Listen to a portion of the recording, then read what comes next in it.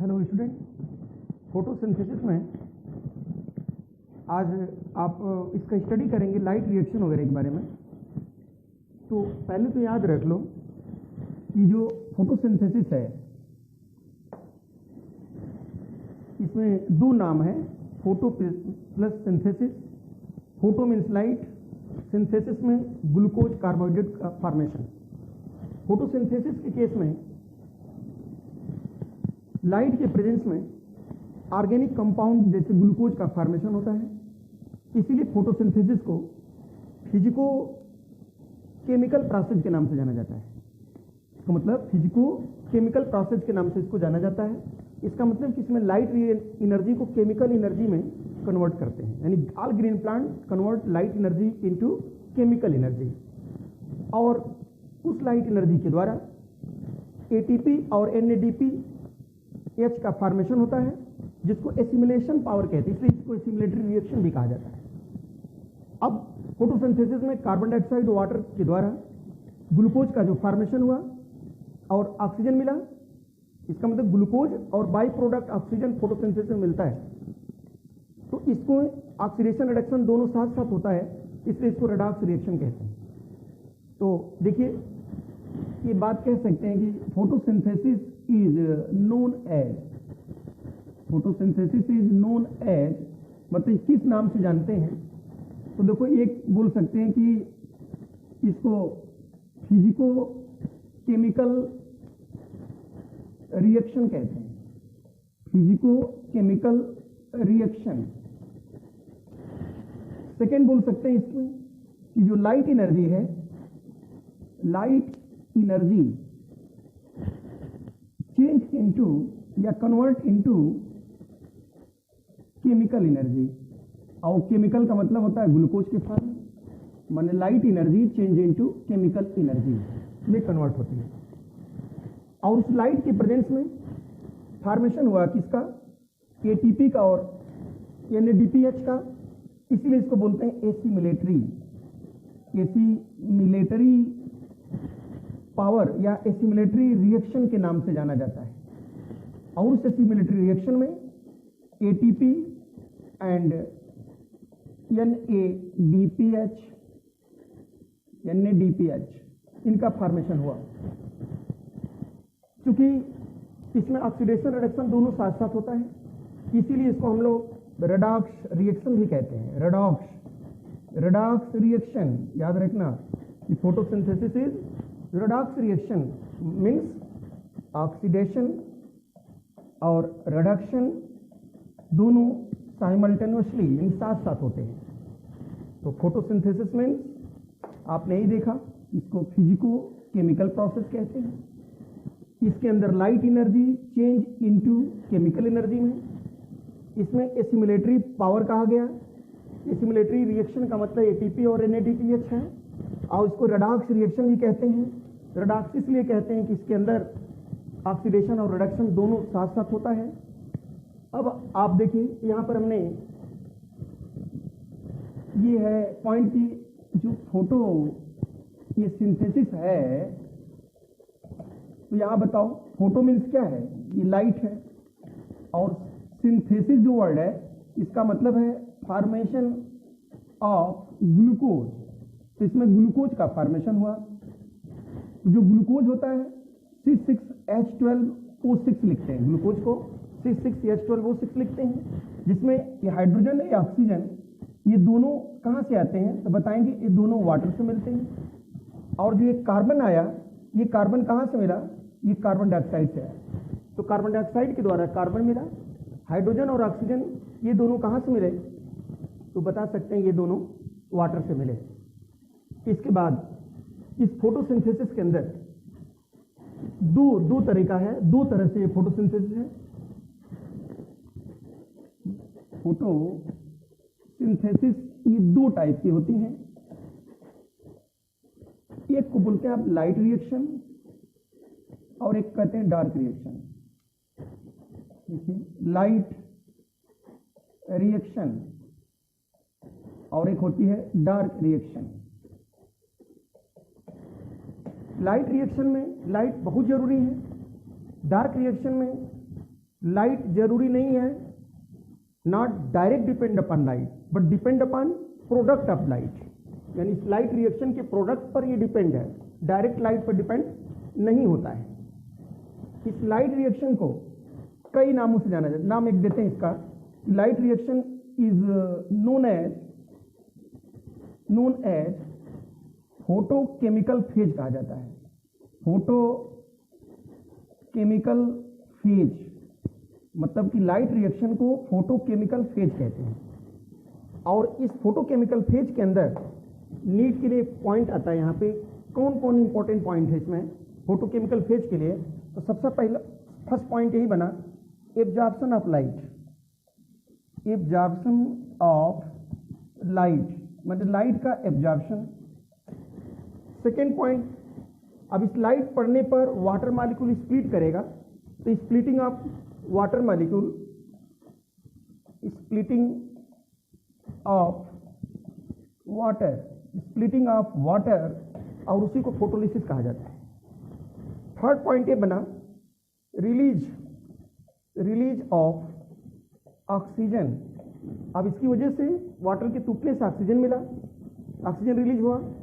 Fourth point ये बना, intermediate energy producing, intermediate energy product, intermediate energy product, तो ATP and NADPH। ATP और NADPH ये intermediate product होते हैं ये लाइट रिएक्शन की। जो डार्क रिएक्शन होती है ये लाइट के क्या बताया, absence of light, absence of light के अब्सेंस में हो रही है, but depend upon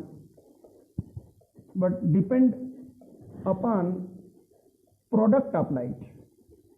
product of light मतलब ये लाइट के प्रोडक्ट पर डिपेंड करती है, डायरेक्ट लाइट नहीं चाहिए। और इस डार्क रिएक्शन में, इसी डार्क रिएक्शन को क्या बोलते हैं, तो डार्क रिएक्शन को बोला जाता है CO2 फिक्सेशन कहा जाता है। CO2 फिक्सेशन, या इसी को एक ये भी बोलते हैं reduction of CO2, reduction of CO2। तो जो CO2 का फिक्सेशन हो रहा है इसी को आप दो पार्ट में बांट देंगे। अगर 3 कार्बन का कंपाउंड इससे बनता है तो इसके लिए टर्म देते हैं आप लोग C3 साइकिल कहते हैं, जिसमें 3 कार्बन का कंपाउंड फास्फोग्लिसरिक एसिड बनता है। और एक बोलते हैं C4 साइकिल। तो जो C4 साइकिल होती है उसके अंदर 4 कार्बन का कंपाउंड ऑक्सैलो एसिटिक एसिड बनता है, इसलिए उसको C4 साइकिल कहते हैं। अब बात आती है कि जो लाइट रिएक्शन आप देख रहे हैं, ये लाइट रिएक्शन में ATP का फॉर्मेशन हो रहा है, उसको फास्फोराइलेशन कहते हैं। और ये 2 प्रकार का होता है, एक को बोलते हैं साइक्लिक और सेकेंड होता है नॉन साइक्लिक। तो याद रखिएगा कि ये लाइट रिएक्शन जो है अभी 2 प्रकार की हो गई, एक साइक्लिक और सेकेंड क्या है, नॉन साइक्लिक। तो आप फोटोसिंथेसिस का ये फ्लो चार्ट है, ये आउटलाइन आपको बताया एक तरह से कि फोटोसिंथेसिस 2 वर्ड से बना है। एक वर्ड है फोटो, एक है synthesis. Photo means light, synthesis मतलब फॉर्मेशन। तो फोटोसिंथेसिस में किसका फॉर्मेशन हुआ, ग्लूकोज का। अब बाई प्रोडक्ट क्या बना, ऑक्सीजन। और फोटोसिंथेसिस में 2 तरह का होता है, एक लाइट के प्रेजेंस में तो लाइट रिएक्शन, लाइट के एब्सेंस में तो डार्क रिएक्शन। और लाइट रिएक्शन ये होती है कहाँ पर, ग्रीना के अंदर, और dark reaction take place in stroma. इसके बाद लाइट रिएक्शन को ही कहते हैं फोटोकेमिकल फेज।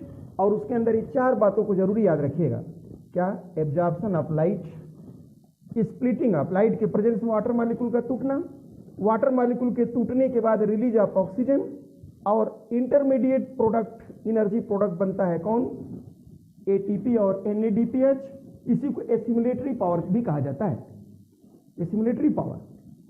अब यहां पर देखेंगे आप कि जो फोटोसिंथेसिस के लिए क्या क्या जरूरी है, क्या रिक्वायरमेंट था।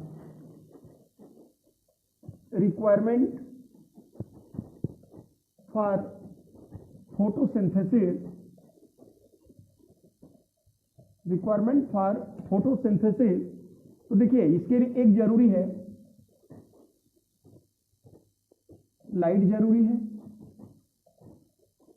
इसके लिए CO2 जरूरी है, इसके लिए ग्रीन पिगमेंट क्लोरोफिल जो क्लोरोप्लास्ट के अंदर पाया जाता है जरूरी है, वाटर तो है ही है, फैक्टर्स टेम्परेचर है ही है, बट ये 3 चीजें बहुत जरूरी है। अब हम बात करते हैं इसकी जो क्लोरोप्लास्ट है, सबसे इंपॉर्टेंट पॉइंट कि क्लोरोप्लास्ट जो होता है ग्रीन कलर का होता है।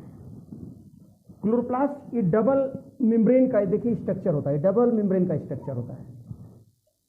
क्लोरोप्लास्ट ये डबल मेम्ब्रेन स्ट्रक्चर होगा। मेम्ब्रेन के अंदर ये लेमेली होती है, इनको कहते हैं स्ट्रोमा लेमेली है। और इसी लेमेली के ऊपर ये देखिए स्टैक ऑफ थाइलेक्वाइड्स, जिसको ग्रेना बोलेंगे, ये ग्रेना होती हैं लेमेली के ऊपर, ये प्रेजेंट है। इसके अंदर डीएनए भी पाया जाता है, मान लीजिए ये डीएनए भी है, इसके अंदर डीएनए भी होगा। इसके अंदर जैसे बात करते हैं इसमें, तो ये राइबोसोम भी होता है, डीएनए है, राइबोसोम भी होता है। और ये डबल मेम्ब्रेन स्ट्रक्चर है, इसको बोलते हैं आउटर मेम्ब्रेन, इसको बोलते हैं इनर मेम्ब्रेन। और दोनों मेम्ब्रेन के बीच का जो स्पेस है उसका नाम इंटरप्लास्टिडियल स्पेस होता है। और इसका नाम देते हैं स्ट्रोमा लेमेली कहते हैं, स्ट्रोमा लेमेली। स्ट्रोमा ये लेमेली,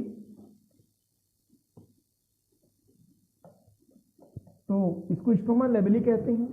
और ये जो बीच में जो पार्ट है देख रहे हैं आप, ये सभी पार्ट का नाम, इन सभी को हम लोग स्ट्रोमा कहते हैं। और स्टैक्स ऑफ थाइलेक्वाइड जो देख रहे हैं ये सब पूरे, इनको ये ग्रेना नाम देते हैं। जो फोटोसिंथेसिस की जो रिएक्शन होती है इस क्लोरोप्लास्ट के, जो डार्क रिएक्शन है, डार्क रिएक्शन, तो बताओ डार्क रिएक्शन कहाँ होती है? स्ट्रोमा में। और लाइट रिएक्शन कहाँ होती है? ग्रेना में। तो ये बहुत इंपॉर्टेंट बात होती है कि all enzymatic reaction of photosynthesis take place in stroma region, stroma region में होती है। तो ये क्लोरोप्लास्ट डबल मेम्ब्रेन स्ट्रक्चर हुआ, स्टैक्स ऑफ थाइलेक्वाइड ग्रेना कहलाया, जिसमें लाइट रिएक्शन होगी, ये आपस में इंटरकनेक्ट होंगे जिससे उसको स्ट्रोमा लेमेली कहेंगे। इसके अंदर डीएनए, देखिए इस डीएनए की विशेषता क्या है क्लोरोप्लास्ट के अंदर, तो ये डीएनए डबल हेलिकल सर्कुलर होता है, डबल हेलिकल सर्कुलर ये डीएनए होता है। राइबोसोम की बात करें तो यहाँ राइबोसोम 70 ईयर्स होता है, जबकि इंडोप्लाज्मिक रेटिकुलम में 80 ईयर्स होता है। इसके अंदर स्टार्च ग्रेन्यूल भी पाए जाते हैं जो रिजर्व फूड मटेरियल होता है। तो याद कर लो कि जो लाइट रिएक्शन होती है फोटोसिंथेसिस की, लाइट रिएक्शन वो कहाँ होती है? ग्रेना रीजन में लाइट रिएक्शन होती है। अब उस लाइट के द्वारा क्या क्या इंपॉर्टेंस है लाइट का, तो आप ये बताएंगे कि लाइट के द्वारा एसिमुलेटरी पावर का फॉर्मेशन हुआ। देखिए लाइट के द्वारा एसिमुलेटरी पावर मतलब एटीपी और NADP, nicotinamide adenine dinucleotide phosphate, ये देखिए एटीपी और एनएडीपीएच, इनका फॉर्मेशन हुआ। एटीपी इसका रोल होता है क्या है? Provide energy. एटीपी जो होती है प्रोवाइड एनर्जी, ये एनर्जी प्रोवाइड करती है। एनएडीपीएच इसका जो क्या है काम, ये बताएंगे, रिड्यूसिंग एजेंट होता है, रिड्यूसिंग ये एजेंट कहलाता है।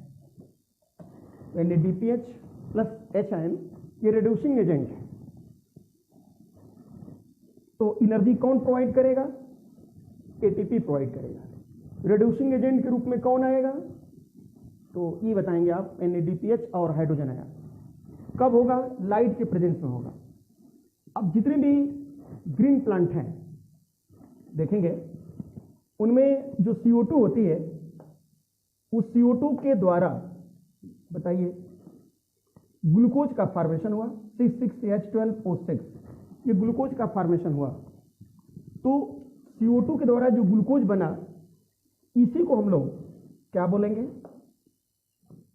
तो ये बताएंगे कि रिडक्शन हो रहा है, रिडक्शन ऑफ CO2, CO2 का रिडक्शन हुआ, या इसी को बोलेंगे fixation of CO2, fixation of CO2, carbon dioxide का फिक्सेशन हुआ।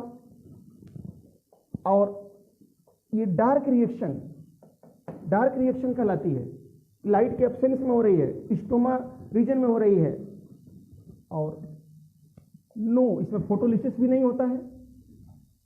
ये भी कह सकते हो कि नो ऑक्सीजन नॉट इवॉल्व्ड, इसमें ऑक्सीजन इवॉल्व नहीं हुआ।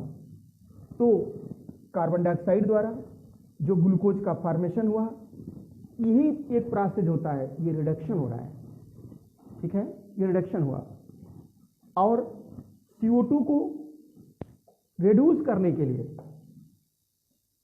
CO2 को रिड्यूस करने के लिए देखिए इंपॉर्टेंट बात है कि ATP और NADPH प्लस H आयन चाहिए, NADPH प्लस H आयन चाहिए।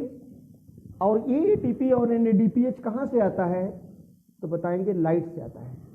देखिए कितनी इंपॉर्टेंट बात है कि ये लाइट के द्वारा बनता है, लाइट का रिएक्शन का प्रोडक्ट है, एसिमुलेटरी पावर कहलाता है। इन दोनों को एसिमुलेटरी पावर कहते हैं, एसिमुलेटरी पावर, एसिमुलेटरी ये पावर कहलाता है। वो लाइट के प्रेजेंस में बनता है, वो लाइट रिएक्शन का प्रोडक्ट है, और डार्क रिएक्शन का प्रोडक्ट ग्लूकोज है। तो जो लाइट रिएक्शन होती है, लाइट रिएक्शन स्ट्रोमल लैमेली में हो रही है, स्ट्रोमल लैमेली में भी होती है, stromal lamellae. Dark reaction stroma के मैट्रिक्स में हो रहा है, ये पॉइंट इंपॉर्टेंट हुआ। उसके बाद हम लोग मेम्ब्रेनस सिस्टम की थोड़ा सा बात कर लें। कभी कभी आ जाता है कि जो मेम्ब्रेन होती हैं क्लोरोप्लास्ट में, तो वो मेम्ब्रेनस सिस्टम कितने पार्ट से मिलकर बना होता है। नीट में क्वेश्चन पूछेगा कि मेम्ब्रेनस सिस्टम, तो आप बता दे रहा है कि ये मेम्ब्रेनस सिस्टम ये 3 पार्ट से मिलकर बना होता है। एक इसमें पार्ट होता है ग्रेना, सेकेंड पार्ट होता है स्ट्रोमा फ्लूइड, और थर्ड पार्ट होता है इसमें स्ट्रोमा, मतलब ग्रेना हो गया, स्ट्रोमा फ्लूइड हो गया, और एक पार्ट कौन हुआ? तो बता सकते स्ट्रोमा लैमेली, स्ट्रोमा फ्लूइड या स्ट्रोमा लैमेली। ये 3 पार्ट से मिलके मेम्ब्रेनस सिस्टम बना होगा। तो अगर आप थाइलेक्वाइड की बात करो, थाइलेक्वाइड, उस थाइलेक्वाइड स्टैक लाइक स्ट्रक्चर होगा, आपको पता ही है। देखिए स्टैक, इसी का स्टैक ग्रेना कहलाता है। सिंगल है तो ग्रेनम कहलाता है। इसके बाहर ये जो पार्ट आप देख रहे हैं, ये बाहर वाले पार्ट को स्ट्रोमा कहा जाता है, स्ट्रोमा। और ये पूरे को थाइलेक्वाइड है, ये थाइलेक्वाइड है। इसके अंदर वाला जो पार्ट है, इसका नाम क्या है? ल्यूमेन है, ल्यूमेन ऑफ थाइलेक्वाइड। अब इसके अंदर, थाइलेक्वाइड के अंदर, यानी याद कर दो, 5 सुप्रा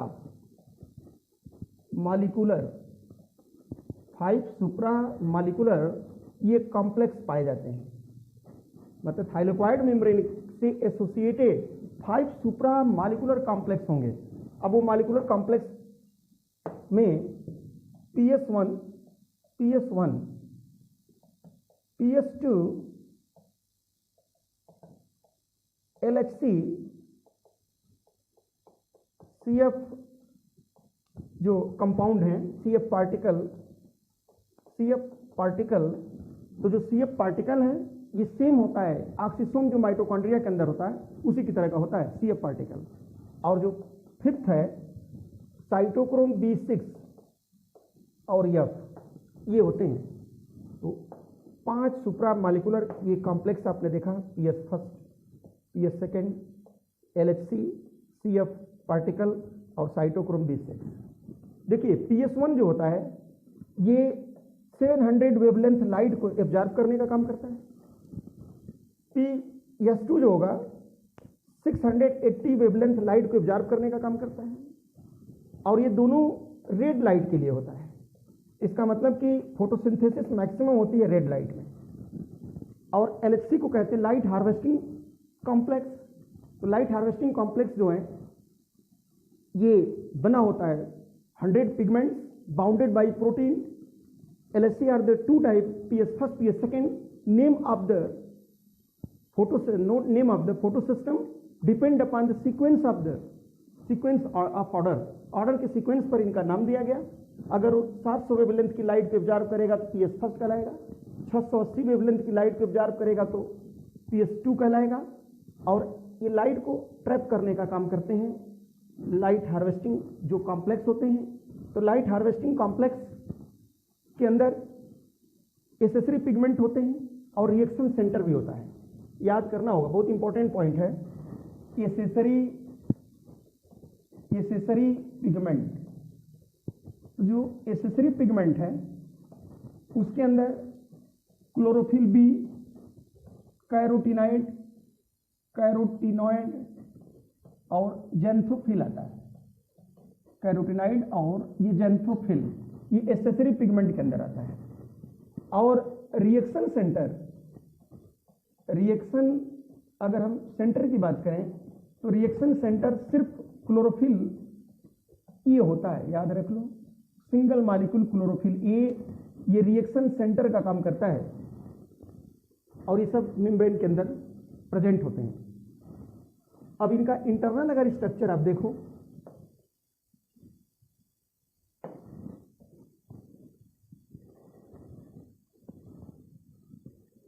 तो आप ये देखेंगे, इसको मान लो बोल रहे हैं PS1, ये PS1 है, इसके साइड में एसेसरी पिगमेंट है। इस एसेसरी पिगमेंट का मेन काम होता है लाइट को ट्रैप करके इसके क्लोरोफिल ए को लाइट को देना और इसको प्रोटेक्ट करना, फोटो ऑक्सीडेशन से भी बचाने का काम करते हैं। उन्हीं को बोलते हैं एक तरह से LHC। इसके बाद जो CF पार्टिकल आप देखेंगे एक मेम्ब्रेन के अंदर है और इसका एक पार्ट है, इसको CF1 भी कह सकते हैं, इसको CF2 भी कहते हैं। और एक इसमें ये पाया जा रहा PS2 और इससे एसेसरी ये पिगमेंट होते हैं। PS1 700 वेवलेंथ लाइट को एब्जॉर्ब करेगा, PS2 680 नैनोमीटर वेवलेंथ की लाइट को एब्जॉर्ब करेगा। ये इंपॉर्टेंट बात है। और इसके अंदर ये जो होते हैं साइड में एसेसरी पिगमेंट हैं। जैसे कोई गवर्नमेंट बनाता है कोई एक बड़ी पार्टी, तो छोटी छोटी पार्टियों के सहयोग से ये गवर्नमेंट बनाने में मदद करता है। सभी तो गवर्नमेंट बना नहीं पाएंगे पार्टी, तो जो बड़ी होगी उसको ये समर्थन देंगे। जैसे हम ही क्लास में पढ़ा रहे हैं, हमको पानी चाहिए तो हमारे जो वर्कर हैं वो हमारी मदद करेंगे, पानी देंगे और हमारी देख रेख करेंगे और बताएंगे कोचिंग में आ जाओ, अच्छा पढ़ाई होता है, यहीं पढ़ो। तो वो हमारे लिए क्या कर रहे हैं, बच्चे को ला रहे हैं।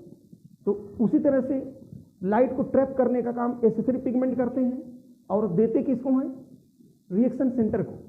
तो अगर रिएक्शन सेंटर नहीं रहेगा तो एसेसरी पिगमेंट का कोई रोल नहीं होगा। एसेसरी पिगमेंट को का मेन काम होता है फोटो ऑक्सीडेशन से उसको बचाना, ताकि ज़्यादा लाइट पड़ेगी तो क्लोरोफिल ए डैमेज ना हो, उसको बचाने का काम करते हैं।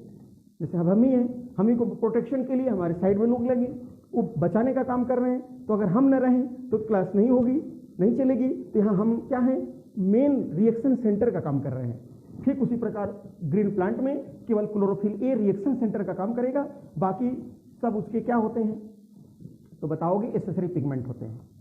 वॉन नील ने बताया, वॉन नील की जो लाइट होती है, वॉन नील के अकॉर्डिंग अगर देखा जाए, बताया कि लाइट के प्रेजेंस में जो ग्रीन पार्ट होते हैं वहां पर ऑक्सीजन की आती है, ऑक्सीजन का प्रोडक्शन होता है, ऑक्सीजन का प्रोडक्शन हुआ।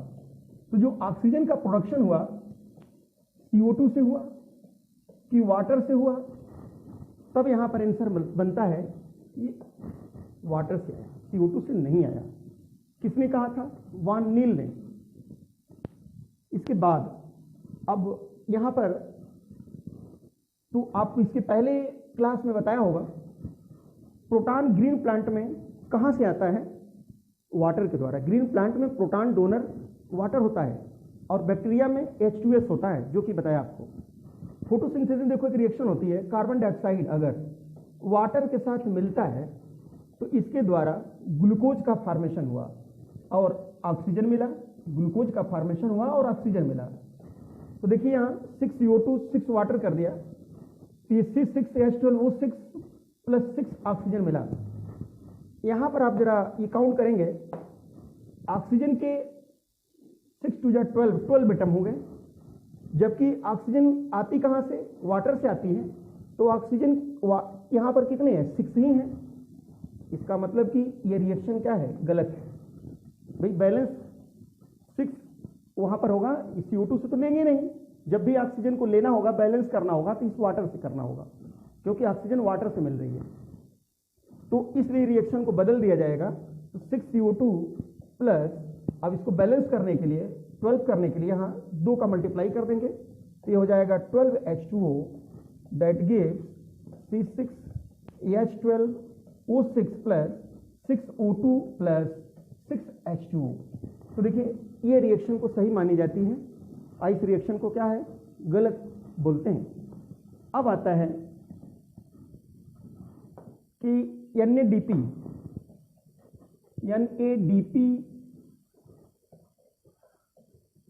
जो है इसका होता है रिडक्शन। NADP का रिडक्शन जब होगा तो याद करिए, इसके रिडक्शन के लिए क्या क्या चाहिए? ये प्रोटॉन चाहिए, इलेक्ट्रॉन चाहिए, तब इसका जब रिडक्शन होगा तो बनेगा NADPH + EH आयन। इसका मतलब इसको 2 प्रोटॉन और 2 इलेक्ट्रॉन के द्वारा NADPH। तो यहां पर क्या हो रहा है को बताएंगे, रिडक्शन हो रहा है, इसका रिडक्शन हो रहा है। तो NADP का रिडक्शन होकर NADPH का फॉर्मेशन हुआ 2 प्रोटॉन की वजह से। तो ये हाइड्रोजन और इलेक्ट्रॉन कहाँ से आए? तो आप बताएंगे कि जो वाटर होता है, ये वाटर मॉलिक्यूल स्प्लिट करेगा, तो इसके द्वारा 2 हाइड्रोजन आयन और 2 यहाँ पर क्या मिले? इलेक्ट्रॉन मिला, और इससे एक नेसेंट ऑक्सीजन बने। ये नेसेंट ऑक्सीजन कहा जाती है। तो चूंकि O2 देखना होगा ऑक्सीजन, तो इसका मतलब यहाँ पर क्या करेंगे? इसको 2 से मल्टीप्लाई कर दीजिए। जब 2 से मल्टीप्लाई कर देंगे, ये फोटोलिसिस हुआ तो ये 4 हो जाएगा, इसमें 2 का मल्टीप्लाई हो जाएगा, प्लस ये 4 इलेक्ट्रॉन हो जाएंगे, प्लस ये भी 2 हो जाएगा। इसका मतलब इसको आप लिख सकते हैं O2। तो ये ऑक्सीजन कहाँ से आई? वाटर के द्वारा आई, वाटर के टूटने से आई। तो इसी को हम लोग कहते हैं फोटोलिसिस। तो जो फोटोलिसिस होती है कहाँ होती है? तो बताओगे, inner membrane of thylakoid. Important सवाल है। Inner membrane of thylakoid, thylakoid के इनर मेम्ब्रेन में ये फोटोलिसिस होती है, जिसके द्वारा प्रोटॉन ग्रेडियंट डेवलप करता है। यही प्रोटॉन ग्रेडियंट ATP बनाने में काम करता है। और इस फोटोलिसिस के लिए कैल्शियम चाहिए, मैग्नीज चाहिए, क्लोराइड चाहिए। तो मैग्नीज, क्लोराइड और कैल्शियम की जरूरत पड़ती है। सबसे इंपॉर्टेंट मैग्नीज और क्लोराइड ज़्यादा इंपॉर्टेंट है फोटोलिसिस के लिए। तो फोटोलिसिस कहाँ होती है? इनर मेम्ब्रेन ऑफ थाइलेक्वाइड के अंदर ये फोटोलिसिस होती है। इसका मतलब कि ऑक्सीजन कहाँ से आया? तो वाटर से आया, वाटर के फोटोलिसिस से आया। अब बात करते हैं जो लाइट रिएक्शन है। लाइट रिएक्शन, तो आपको हमने बता दिया कि light reaction is known as, इसको बोलते हैं फोटोकेमिकल फेज कहलाता है। Light reaction is known as photochemical phase. याद रखिए, लाइट रिएक्शन को फोटोकेमिकल फेज कहा गया। जैसे कि मान लो कोई एटम है, अब इस एटम पे हाई एनर्जी ये प्रोवाइड करेंगे। जब हाई एनर्जी प्रोवाइड करेंगे एटम से इलेक्ट्रॉन निकलेंगे और ये इलेक्ट्रॉन किसी एक्सेप्टर से होते हुए जब इनकी एनर्जी पूरी, इलेक्ट्रॉन की एनर्जी क्या हो जाएगी, लूज हो जाएगी, लॉस हो जाएगी, तो इलेक्ट्रॉन फिर अपने अंदर आ जाएगा, ऑर्बिट के अंदर आ जाएगा। ठीक वही प्रोसेस इस लाइट रिएक्शन के अंदर होगा। यानी किसके अंदर होगा? साइक्लिंग, मतलब लाइट रिएक्शन दो प्रकार की हो गई, साइक्लिक और एक होगा नॉन साइक्लिक। तो देखो हम लोग अभी साइक्लिक की बात करेंगे तो यही समझेंगे कि साइक्लिक में क्या होता है कि जहाँ से इलेक्ट्रॉन निकलेगा वो एक एक्सेप्टर से होते हुए फिर उसी जगह वापस चला आएगा, तो उसको हम लोग कहेंगे साइक्लिक। और वापस नहीं आएगा तो उसका नाम देंगे नॉन साइक्लिक। तो यहाँ पर आप देखो, जैसे ये देखो PS1 कितनी वेवलेंथ लाइट को ऑब्जर्व करेगा? 700 नैनोमीटर वेवलेंथ लाइट। और इसके ऊपर जब ये लाइट पड़ेगा तो लाइट के पड़ने से, सनलाइट के पड़ने से ये लाइट फोटान या एनर्जी के रूप में, फोटान या क्वांटा के रूप में आई, इनसे इलेक्ट्रॉन निकला। आपको बताई दिया अब कितने इलेक्ट्रॉन, कितने प्रोटॉन, कितने वाटर मॉलिक्यूल टूटेंगे, बताई दिया 2 वाटर मॉलिक्यूल टूटेंगे, 4 प्रोटॉन 4 इलेक्ट्रॉन, ये 4 इलेक्ट्रॉन निकलेंगे। तो ये इलेक्ट्रॉन जाएंगे, इसका पहला एक्सेप्टर होगा, ये प्राइमरी एक्सेप्टर पे जाएगा और प्राइमरी एक्सेप्टर से वो इलेक्ट्रॉन आएगा और प्राइमरी एक्सेप्टर से इलेक्ट्रॉन ईटी कॉम्प्लेक्स पर जाके ईटीएस पे, तो यहाँ पर वो इलेक्ट्रॉन का यूज एनर्जी बनाने में एडीपी के साथ इनऑर्गेनिक फास्फेट मिलके एटीपी का फॉर्मेशन हुआ। जब उस इलेक्ट्रॉन की एनर्जी ये लॉस हो गई तो फिर ये इलेक्ट्रॉन यहाँ से यहाँ चलाया, कहाँ चलाया? अपने वापस चलाया, जहाँ से इलेक्ट्रॉन निकला था उस जगह वापस चलाया। इसीलिए इसका नाम देते हैं साइक्लिक फास्फोराइलेशन। तो साइक्लिक में क्या सीक्वेंस होता है, नीट में क्वेश्चन आता है, तो याद करिए। पहला, सबसे पहले PS1 से इलेक्ट्रॉन निकलेगा, प्राइमरी एक्सेप्टर का नाम होगा आयरन सल्फर, ये प्रोटीन होती है। ये नीट में क्वेश्चन हो सकता है कि PS1 का, साइक्लिक का पहला electron acceptor, first electron acceptor कौन हुआ? ये बताएंगे आयरन सल्फर। वहां से फिर ये फेरोडॉक्सिन पर आएगा, फेरोडॉक्सिन से फिर ये तो बताएंगे साइटोक्रोम B6F पर आएगा, फिर वो PC यानी इसका नाम देंगे प्लास्टोसाइनिन और इसको कहेंगे फेरोडॉक्सिन। फिर प्लास्टोसाइनिन से फिर वो इलेक्ट्रॉन वापस चलाएगा, कहाँ पर? PS1 पर आ जाएगा। तो इसी को हम लोग कहते हैं साइक्लिक। देखिए इलेक्ट्रॉन निकला यहाँ, फिर यहाँ पर आया, फिर इलेक्ट्रॉन इससे, फिर इलेक्ट्रॉन यहाँ और फिर वो इलेक्ट्रॉन वापस चलाया, तो इसी का नाम देंगे साइक्लिक फास्फोराइलेशन। तो साइक्लिक फास्फोराइलेशन याद रखिए कि स्ट्रोमा लेमली में होता है। साइक्लिक फास्फोराइलेशन में एक वाटर स्प्लिटिंग नहीं करता, वाटर का फोटोलिसिस नहीं होता है। और एक बहुत इंपॉर्टेंट बात यहाँ पर याद रखना होगा कि जो साइक्लिक फास्फोराइलेशन है, फास्फोराइलेशन स्ट्रोमा लेमली के अंदर हो रहा है, ग्रेना में भी होता है, स्ट्रोमा लेमली में भी हो रहा है। यानी नॉन साइक्लिक जो है वो PS1 उसमें PS2 दोनों पाए जाते हैं, वो ग्रेना लेमली के अंदर होता है। और जो PS2 है, PS1 स्ट्रोमा लेमली के अंदर हो रहा है। अब यहाँ पर एक बात इंपॉर्टेंट फिर देखिए कि साइक्लिक में तो बताओगे यहाँ ऑक्सीजन का प्रोडक्शन नहीं हुआ, नो ऑक्सीजन इवाल्व्ड, मतलब इसमें ऑक्सीजन इवाल्व नहीं होगी। नो फोटोलिसिस यहाँ पर नहीं होगा। और only one PS photo system केवल एक ही होगा, PS1 होगा। ओनली वन एसेसरी पावर होगा, ओनली वन एसेसरी या उसको एसिमिलेटरी बोलेंगे, ओनली वन एसिमिलेटरी पावर केवल एक होगा और उसका नाम होगा ATP। मतलब इसमें केवल ATP का फॉर्मेशन होगा, NADPH का फॉर्मेशन यहाँ पर नहीं होगा और इसके अंदर रिडक्शन नहीं होगा, ये बोल सकते हैं कि नो रिडक्शन ऑफ NADPH, इनका रिडक्शन नहीं होगा। तो इस तरह से 5 बातों को याद रखिएगा कि इसमें ऑक्सीजन इवाल्व नहीं होगा, इसमें फोटोलिसिस नहीं होगी, वाटर स्प्लिट नहीं करेगा, इसमें केवल एक ही फोटो सिस्टम इन्वॉल्व है। और ये कहाँ पर हो रहा है? इसमें एसिमिलेटरी पावर केवल एक होगा, ATP बनेगा। इसमें रिडक्शन यहाँ पर क्या है? नहीं होगा। और स्ट्रोमा लैमेली में भी हो रहा है। अगर बात करते हैं कि PS1 और PS2 ये दोनों ग्रेना लैमेली में होते हैं, दोनों मतलब कि PS1 and PS2 grana lamellae के अंदर होते हैं। लेकिन अगर बात करें इन स्ट्रोमा लैमेली, बहुत इंपॉर्टेंट बात है, इन स्ट्रोमा लैमेली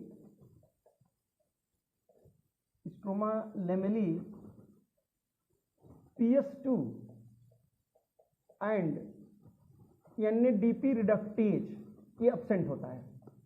NADPH रिडक्टेज ये बताएंगे एब्सेंट। या ये भी कह सकते हैं, ये नीट के लिए इंपॉर्टेंट क्वेश्चन है, आया हुआ क्वेश्चन है, stroma lamellae lack PS2 and NADP reductase इसमें नहीं होता है। तो आपने साइक्लिक में यही पढ़ा कि जहां से इलेक्ट्रॉन जहां से निकला डिफरेंट पाथ होते हुए फिर उसी जगह आ गया, तो उसको हम लोग कहते हैं साइक्लिक फास्फोरिलेशन। ये रिएक्शन याद रखना इंपॉर्टेंट है। सेकेंड आपने ये पढ़ा कि फोटोकेमिकल रिएक्शन में साइक्लिक और नॉन साइक्लिक है। ये जो नॉन साइक्लिक है इसके अंदर PS1 और PS2 ये दोनों इन्वॉल्व हैं। इसके अंदर फोटोलिसिस होता है, इसमें ऑक्सीजन इवाल्व्ड होती है। इवाल्व्ड ये जो होता है ग्रेना लैमेली के अंदर हो रहा है। ग्रेना लैमेली के अंदर नॉन साइक्लिक होगा। इस नॉन साइक्लिक को एक तरह से जेड स्कीम भी कहा जाता है। इसको डिटेल हम बाद में इसकी बात करेंगे, केवल आज लाइट रिएक्शन साइक्लिक भी पढ़िए। तो साइक्लिक में जहां से इलेक्ट्रॉन निकला फिर वहीं वापस आ गया, उसको साइक्लिक कहा गया। इसके अंदर केवल PS1 होता है, इसमें सिर्फ ATP का फॉर्मेशन होता है, ATP केवल बनता है। इसमें क्या होगा? ATP के साथ साथ ATP और NADPH plus H assimilatory power ये दोनों यहाँ बनता है। इसमें सिर्फ ATP का फॉर्मेशन होता है, ये बात याद रखना। ये NADP का यहाँ पर क्या हो रहा है? रिडक्शन हो रहा है। इसका जो रिडक्शन हो रहा है इसके लिए क्या क्या चाहिए? प्रोटॉन और इलेक्ट्रॉन। ये प्रोटॉन और इलेक्ट्रॉन कहाँ से आ रहे हैं? वाटर की स्प्लिटिंग से। ये वाटर की स्प्लिटिंग को क्या कहा? फोटोलिसिस। कहाँ होती है? Inner membrane of thylakoid. उसके लिए मैग्नीज और क्लोराइड बहुत जरूरी है। तो ऑक्सीजन एक मॉलिक्यूल चाहिए तो कितने वाटर चाहिए? 2 वाटर मॉलिक्यूल का ब्रेक डाउन करना होगा। उसके बाद आपने क्या पढ़ा? वान नील ने क्या बताया कि ऑक्सीजन कहाँ से आती है? तो बताओगे ऑक्सीजन वाटर से आती है। ठीक है, रिएक्शन में भी करेक्ट रिएक्शन ये होगी 6CO2 प्लस 12 H2O 6H12 वो 6 इसको ग्लूकोज कहा गया, इसी को कार्बोहाइड्रेट कहा गया, इसी फोटोसिंथेसिस का प्रोडक्ट बनता है ग्लूकोज। स्टोर होता है स्टार्च के फॉर्म में। फोटोसिंथेसिस के द्वारा ग्लूकोज और ऑक्सीजन भी मिलता है। इसके बाद एसेसरी पिगमेंट को आप एंटीना भी कहते हैं। उसके अंदर क्लोरोफिल बी होता है, कैरोटिनाइड होता है, जेंथोफिल होता है। और रिएक्शन सेंटर में सिर्फ क्लोरोफिल ए मॉलिक्यूल होता है। क्लोरोफिल ए सिंगल मॉलिक्यूल, याद करना ये सिंगल मॉलिक्यूल। इसके बाद जो मेम्ब्रेन होती हैं, थाइलेक्वाइड मेम्ब्रेन का इंटरनल स्ट्रक्चर देखिए, उसमें 5 सुप्रा कॉम्प्लेक्स पाए जाते हैं। ये देखिए, ये CF1 पार्टिकल और CF2 पार्टिकल, इसी को कह सकते हो कि same as oxysome of mitochondria. Oxysome of mitochondria, जिस तरह से माइटोकॉन्ड्रिया के अंदर ऑक्सीसोम होता है, ठीक उसी प्रकार ये CF पार्टिकल होता है। इसके बाद आप देख लो 5 सुप्रा कॉम्प्लेक्स का नाम बता दिया। ये रेड लाइट में फोटोसिंथेसिस ज़्यादा होती है। मेम्ब्रेनस सिस्टम के अंदर ये 3 बातें बहुत जरूरी हैं। और एक बात ये बता दिया कि फोटोसिंथेसिस की जो लाइट रिएक्शन है, लाइट के प्रेजेंस में क्या बनता है? एसिमिलेटरी पावर बनता है। ATP एनर्जी प्रोवाइड करती है और NADPH इसको रिड्यूसिंग एजेंट कहती हैं। CO2 का फिक्सेशन डार्क में होता है ये डार्क रिएक्शन के अंदर होता है, डार्क रिएक्शन के अंदर होगा, लेकिन उसके लिए एसेसरी पिगमेंट चाहिए, इसको लाइट नहीं चाहिए, बट लाइट का क्या चाहिए, प्रोडक्ट। तो लाइट का प्रोडक्ट ये कौन है, एसिमिलेटरी पावर है। इसके बाद आपने पढ़ा ये क्लोरोप्लास्ट का स्ट्रक्चर देख ही रहे हैं, फोटोसिंथेसिस के लिए क्या क्या रिक्वायरमेंट है। अब इसके बाद आप देख लो फोटोसिंथेसिस को क्या बोलते हो, इसके अंदर लाइट रिएक्शन और डार्क रिएक्शन दो तरह की होती है। इसके बाद आपने फोटोसिंथेसिस में यही पढ़ा कि लाइट बनती है और लाइट के द्वारा ये ग्लूकोज का फॉर्मेशन होता है। इसके बाद आप लोग फोटोसिंथेसिस में यही पढ़ा फिजिको-केमिकल रिएक्शन कहलाती है, लाइट एनर्जी केमिकल एनर्जी में कन्वर्ट होती है, एसिमिलेटरी पावर कहलाती है, रेडॉक्स रिएक्शन कहलाती है। इस तरह से फोटोसिंथेसिस का ये साइक्लिक हमने बताया। इस तरह से वीडियो अच्छा लगे इसको आप लाइक करिए, शेयर करिए, सब्सक्राइब करिए। नेक्स्ट वीडियो हम आपको नॉन साइक्लिक के बारे में बताएंगे। ठीक है, थैंक्स।